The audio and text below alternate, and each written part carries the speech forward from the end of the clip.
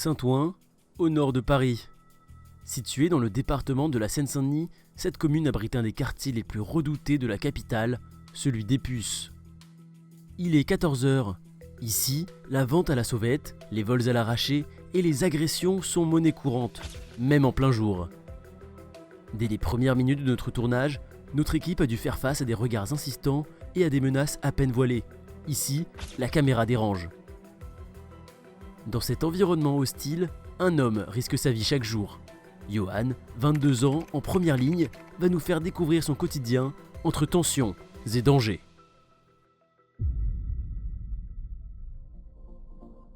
Et non, pas du tout. Je suis aujourd'hui à Saint-Ouen devant les ateliers RATP de cette ville pour continuer la série de secrets du métro avec la ligne 4. Vous allez tout savoir sur la très belle ligne 4 présentée par le Ferrovipat. Merci.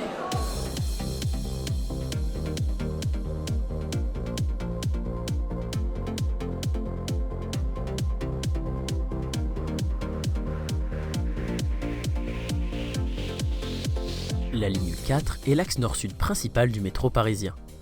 Pendant de très longues années, elle fut de loin la ligne la plus fréquentée du réseau, avant d'être rattrapée puis dépassée par la ligne 1 dans les années 90. La 4 est inaugurée en 1908 entre la porte de Clignancourt et Châtelet. En 1909, une courte section de sa partie sud ouvre de la porte d'Orléans à Raspail. Le chantier de la traversée sous la Seine dure un peu plus longtemps du fait de sa complexité et les deux morceaux sont finalement joints en 1910. C'est seulement 103 ans plus tard que la ligne sort enfin de Paris en atteignant la mairie de Montrouge et rejoint finalement Bagne-Lucie-Aubrac en 2022 où elle rencontrera la ligne 15 du Grand Paris Express. Dans la foulée de l'automatisation de la 1, la ligne 4 a été la seconde du réseau à subir une telle conversion. Après plusieurs années de travaux, les premières navettes automatiques ont circulé sur la 4 en septembre 2022. Une période de cohabitation entre trains avec et sans conducteur a suivi jusqu'à la fin de l'année 2023 où la 4 est devenue la troisième ligne du réseau intégralement automatique rejoignant les lignes 14 et 1. Et comme souvent, on commence au-delà du terminus. Les ateliers de Saint-Ouen se situent à 400 mètres au nord du terminus de la ligne. Ouvert avec la 4 en 1908, il s'agit de la première incursion du métro en dehors des limites communales de Paris. Malgré cette occupation de son territoire, la commune de Saint-Ouen n'est pas directement desservie par la 4. Dans le schéma directeur de la région adopté en 2008, un prolongement de la ligne vers la mairie de Saint-Ouen était pourtant inscrit, notamment pour désaturer la ligne 13 du métro. C'est finalement la ligne 14 qui remplira cet objectif en rejoignant cette station grâce à un prolongement ouvert en 2020. Depuis, plusieurs voies locales réclament un prolongement, notamment jusqu'à Villeneuve-la-Garenne, mais aucune extension de la 4 au nord n'est sérieusement envisagée par la région à ce jour. L'arrivée des lignes 14, 15, 16 et 17 à Saint-Denis-Pleyel, pile dans l'axe de la ligne, pourrait toutefois à long terme lui faire traverser le périphérique. Nous voilà au terminus de la ligne, à la porte de Clignancourt. Jusqu'en 2013, la 4 était la dernière ligne à avoir ses deux extrémités aux portes de Paris, comme prévu à l'époque de la conception du métro. Avec les différentes extensions du réseau, cette station est devenue l'un des derniers terminus en porte 2. À porte de Clignancourt, comme dans la majorité des terminus primitifs du métro, le retournement des trains se fait via une boucle. Terminus, nous vous invitons à descendre. Merci. All change, please.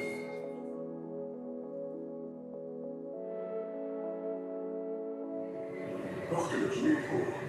La disposition de ce terminus est tout de même unique. La station a deux voies encadrées par deux quais, comme une station de passage classique, ce qui est déjà rare pour un terminus. Mais il y a surtout pas moins de 4 voies en boucle derrière celle-ci. Aucun autre terminus à boucle n'en compte ou n'en a jamais compté autant. Une petite boucle sert vraiment pour le retournement des trains, alors que les 3 autres voies servent comme garage.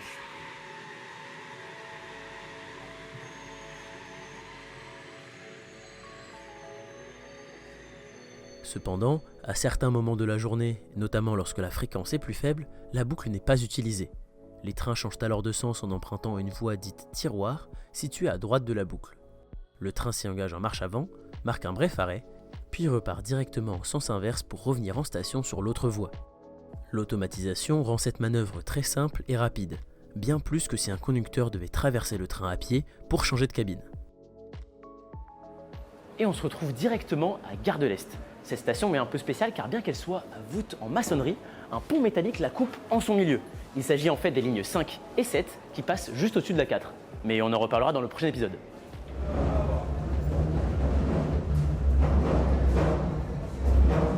Après Gare de l'Est, la ligne présente un tracé parfaitement rectiligne ponctué de 3 stations.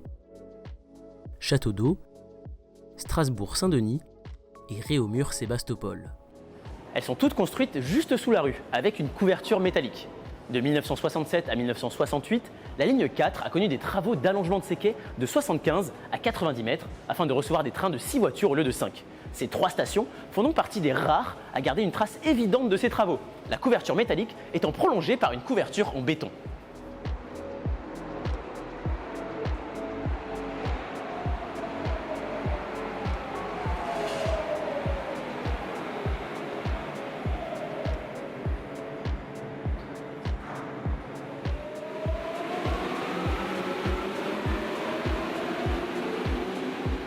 En effet, dans la plupart des stations voûtées, l'allongement a été réalisé de façon à rester imperceptible. La ligne 1 a connu des travaux similaires quelques années plus tard, mais qui, comme vu dans la première vidéo de la série, y ont laissé plus de traces. Et voilà les Halles, au cœur du quartier éponyme. Comme vous pouvez l'observer, cette station a une disposition assez spéciale, avec le plafond noir, l'architecture brute de décoffrage et les larges piliers en béton entre les voies. Très étrange pour une station ouverte avec la première section de la ligne en 1908. Eh bien c'est tout simplement parce que cette station ne date pas de 1908.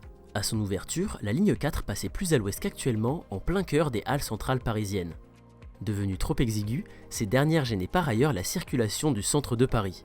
C'est pourquoi le marché d'intérêt national de Rungis s'est créé en 1969, remplaçant les halles parisiennes qui sont démolies à partir de 1971. Elles laissent à leur place au Trou des Halles, un grand espace béant de 20 mètres de profondeur en plein cœur de la capitale. Il permet la construction de la gare RER de Châtelet-les-Halles, ouverte en 1977. Elle sera ensuite surmontée par le centre commercial Forum des Halles, construit dans le reste de l'excavation. Afin d'améliorer la correspondance entre la ligne 4 et le réseau express régional, il est décidé de déplacer la station Les Halles au droit de la nouvelle gare, à l'est de son emplacement historique. Après l'achèvement des nouveaux quais et voies, la déviation de la ligne a lieu en 3 nuits. Le soir du 30 septembre 1977, le raccordement de la voie 2 est réalisé et un premier quai de la nouvelle station est prêt. Le 1er octobre au matin, le premier métro vers Porte de Clignancourt inaugure la nouvelle station qui verra passer les trains vers le nord toute cette journée. Ceux vers le sud passent encore dans l'ancienne, une situation inédite sur le métro parisien. La deuxième nuit, la nouvelle voie 1 est préparée pour son raccordement. Elle est rallongée pour être au plus près de la voie existante. La journée du 2 octobre se passe alors de la même manière que la veille. Enfin, la troisième nuit, la nouvelle voie 1 est raccordée au reste de la ligne de chaque côté. C'est donc le matin du 3 octobre 1977 que tous les trains de la ligne 4 passent désormais dans la nouvelle station Les Halles, prête pour le RER qui arrivera 2 mois plus tard.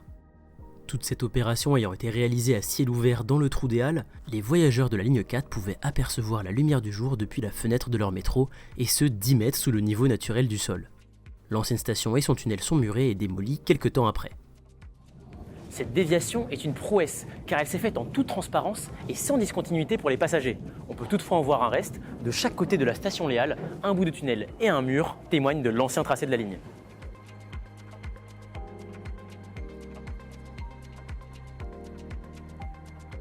Seulement 250 mètres plus loin, nous voilà de l'autre côté du pôle, à Châtelet. À la sortie 10, place Sainte-Opportune, la station présente un édicule Guimard couvert. C'est l'un des 3 derniers restants sur le réseau. Contrairement aux 2 autres, celui-ci est une reproduction moulée en 2000 sur la base d'un édicule qui était situé à Gare de Lyon. Il n'en reste pas moins unique, car aucun édicule de ce type n'a survécu jusqu'à nos jours.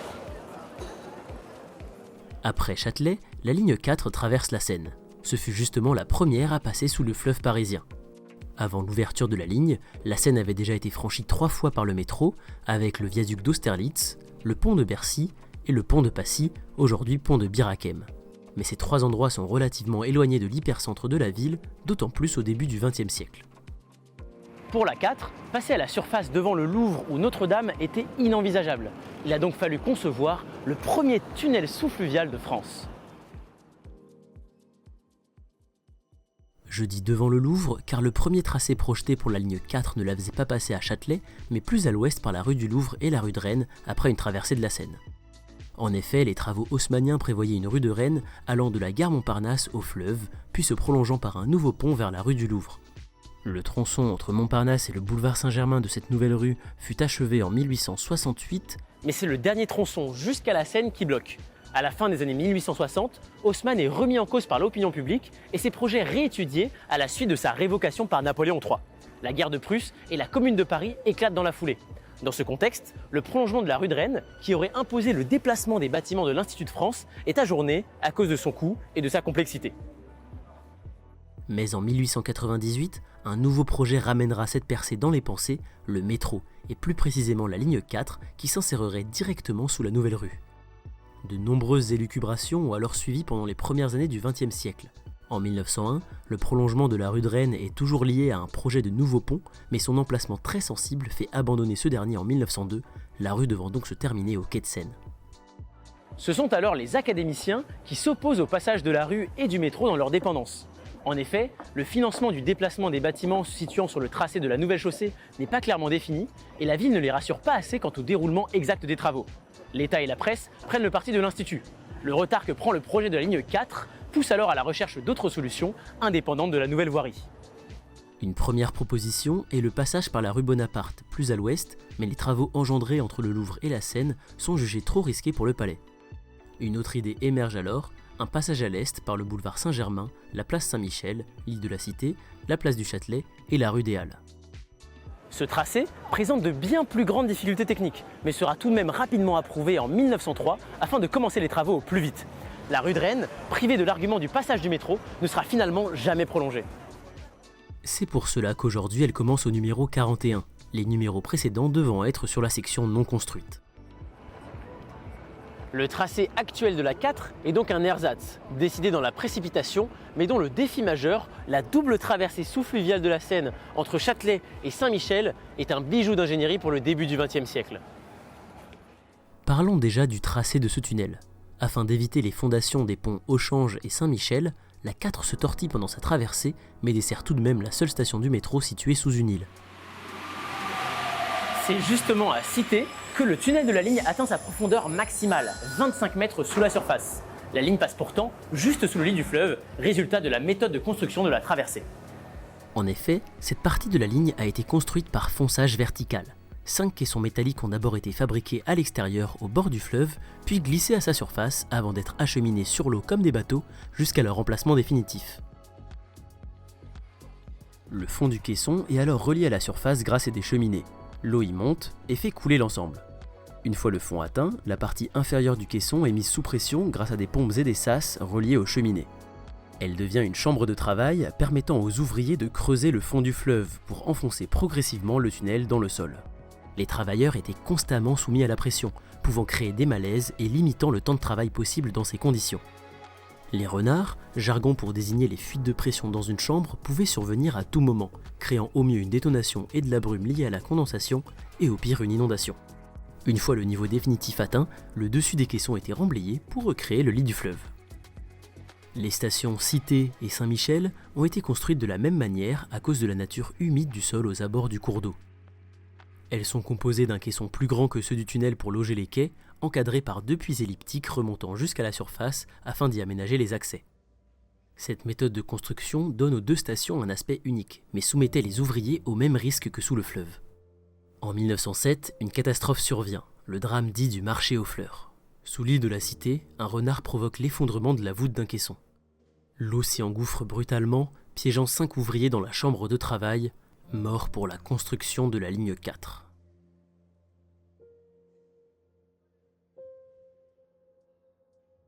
Les différents caissons maintenant foncés, on a pu joindre leurs extrémités et relier Cité au petit bras afin d'obtenir le tunnel définitif de la ligne.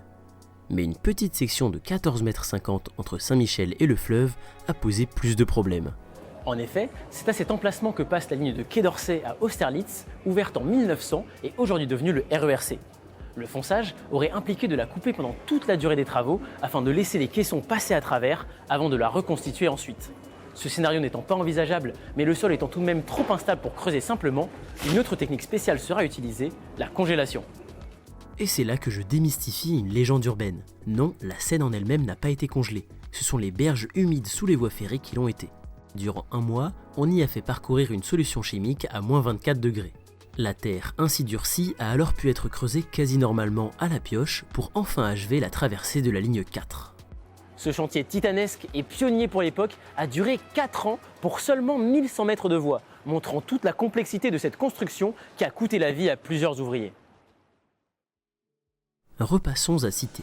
Station particulière d'abord pour sa structure métallique comme dit précédemment, mais également pour sa décoration avec ses lampadaires courbes mettant en valeur la forme et la hauteur de la voûte.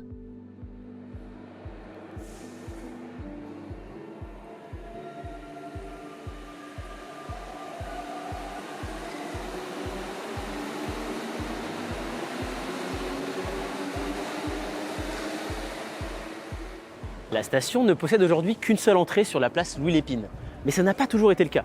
En effet, un seul des deux puits sert actuellement d'accès, le second étant limité à la fonction d'issue de secours.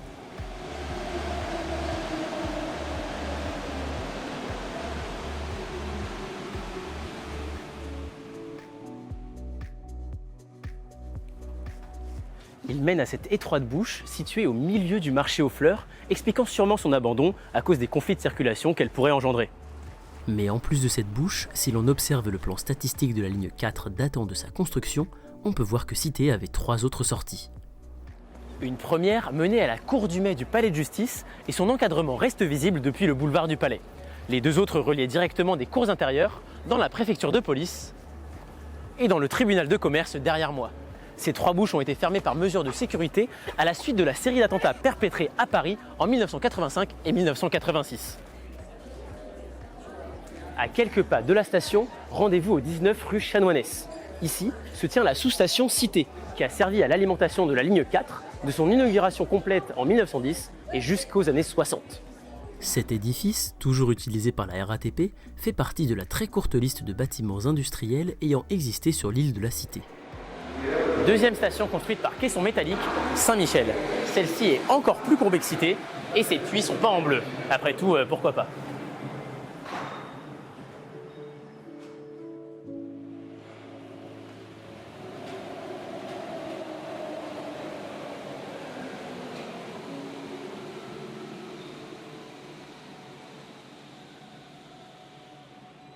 Les bouches de cette station possèdent quelques particularités. Place Saint-André-des-Arts, un mât de type Val d'Aune trône de façon inhabituelle au milieu des escaliers, et place Saint-Michel, une version très étroite du panneau métropolitain surmonte l'entourage Guimard. Prochain arrêt, Saint-Germain-des-Prés. Tout d'abord, cette station présente des quais partiellement décalés, notamment à cause du virage à 90 degrés qui la suit et qui n'était originellement pas prévu. Comme évoqué précédemment, la ligne 4 aurait dû passer sous la rue de Rennes prolongée jusqu'à la Seine et la station Saint-Germain devait se trouver en face de l'église éponyme. Lors du choix hâtif du nouveau tracé, la station a été placée au plus proche de la position souhaitée initialement, à l'entrée du virage serré entre le boulevard Saint-Germain et la rue de Rennes. Cette position contrainte a rendu plus complexes les travaux d'allongement des quais des années 60, menant à ces dispositions décalées particulières. Saint-Germain-des-Prés est ainsi l'une des rares stations voûtées de la ligne où la partie de quai rallongée se remarque au plafond. La station possède aussi une décoration particulière, mettant en valeur le passé culturel et notamment littéraire du quartier, avec des portraits d'auteurs et quelques anecdotes qui y sont liées. Amélie Nothomb. Une première installation sur ce thème existait avant la rénovation menée dans le cadre de l'automatisation de la ligne. Désormais, de grands caractères noirs sur le fond blanc de la voûte évoquent les textes imprimés.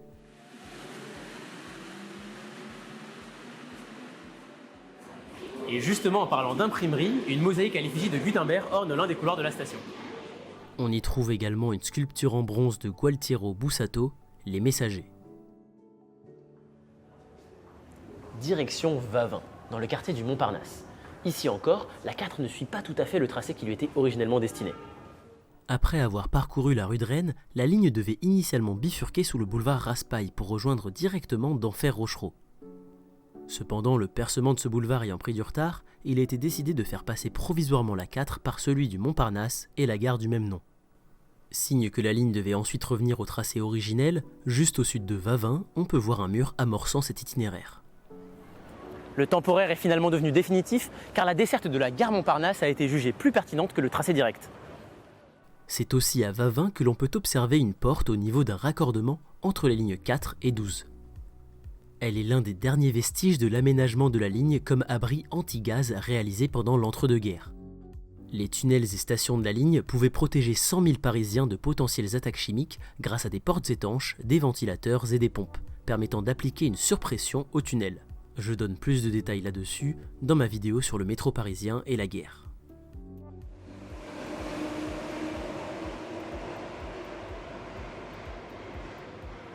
Port d'Orléans, une des stations les plus particulières de la ligne, avec ses piliers, son tablier métallique, ses quais légèrement décalés et sa boucle. Ou feu sa boucle. Porte d'Orléans a effectivement été le terminus méridional de la ligne pendant plus d'un siècle, de 1909 à 2013. Pendant ces années, elle possédait 3 voies à quai et une boucle pour le retournement. Cependant, lors du prolongement à Mérine-Montrouge, la boucle a été coupée, transformée en voie de garage et la 3e voie à quai remblayée pour permettre l'élargissement du quai et la création d'une nouvelle sortie avec ascenseur.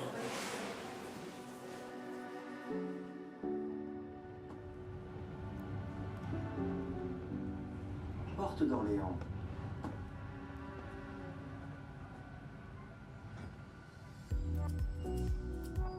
La station était anciennement en correspondance avec la Petite Ceinture, l'ancien chemin de fer circulaire de Paris, à sa gare de Montrouge-Ceinture. D'ailleurs, le métro passe au-dessus de l'ancienne ligne de train circulaire. Depuis le niveau des voies, on peut voir les ponts métalliques le soutenant et même l'entendre circuler.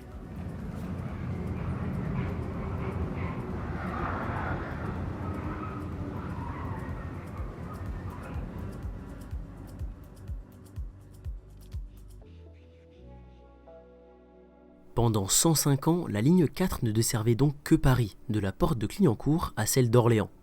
Dès les années 20, des prolongements en banlieue ont été envisagés au sud, notamment vers le carrefour de la Vache-Noire à Arcueil, en passant par Montrouge.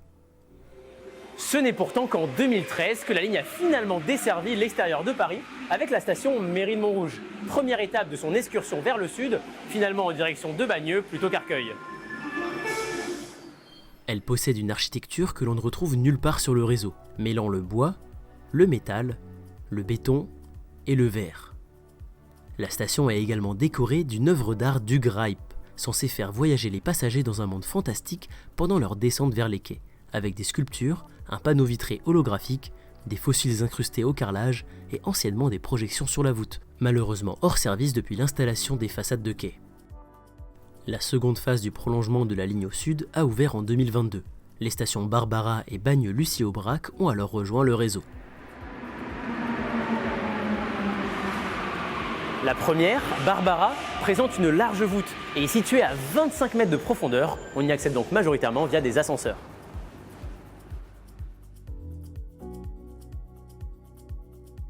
Avec sa voisine, elles ont inauguré un nouveau style de station, avec des murs peints en blanc, des tôles ondulées blanches, de la lumière blanche, du mobilier blanc, mais des sièges colorés.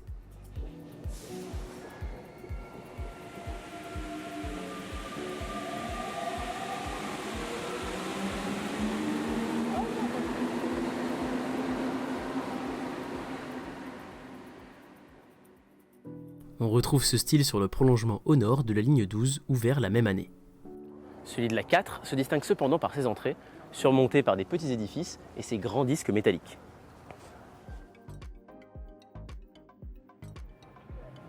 Et nous voilà enfin au terminus de la ligne Bagneux-Lucie-Aubrac. Cette station commémore une grande résistante française ayant largement acté contre le régime de Vichy et morte en 2007. Plusieurs œuvres lui rendent hommage dans la station et aux alentours.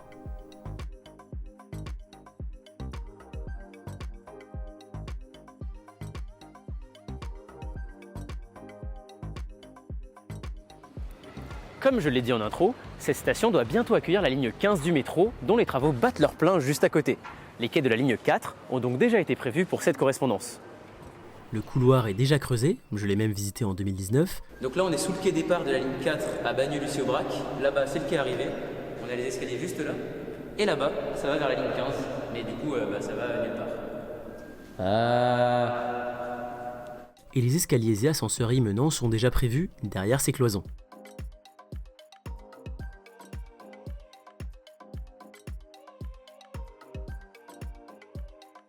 Vous connaissez maintenant qu'on est au bout de la ligne, petit florilège de secrets tout le long de la 4.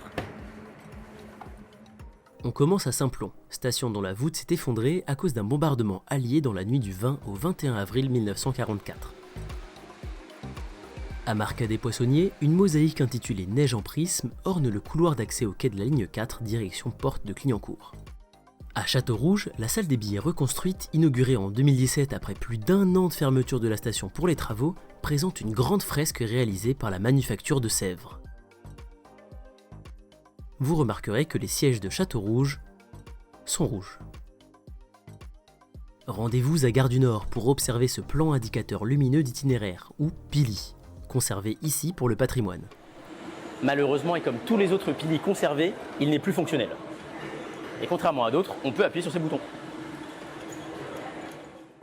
C'est à Odéon que vous pourrez observer un buste de Georges-Jacques Danton, grand acteur de la Révolution française. Cette sculpture est placée là en référence à la rue Danton et au monument le commémorant devant la sortie de la station.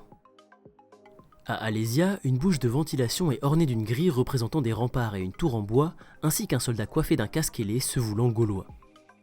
Il s'agit d'une référence évidente à la bataille d'Alésia qui a donné son nom à la station, mais peut-être aussi au film de 1976 Les 12 travaux d'Astérix, dans lequel le héros gaulois passe par ladite station de métro. Attention!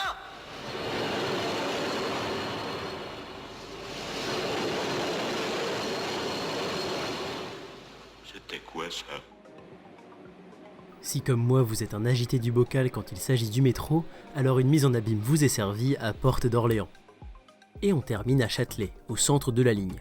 Comme toutes les autres stations de la 4, elle devait être rénovée lors de l'automatisation.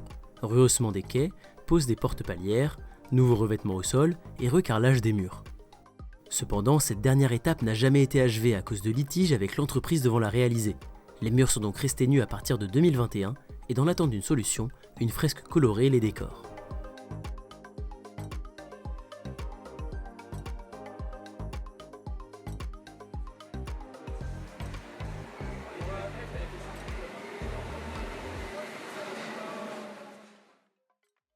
Et voilà pour les secrets de la ligne 4 du métro. J'espère que cette vidéo vous aura appris pas mal de choses et on se retrouve très vite pour la prochaine. Merci Riles, tapement 5. Allez.